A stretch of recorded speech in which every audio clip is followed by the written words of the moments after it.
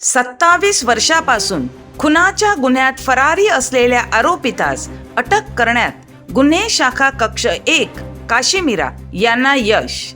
दिनांक 5/10/1997 सकाळी 12 वाजता अगर त्या सुमारास भाईंदर पूर्व MI Udyognagar Vasudev industrial estate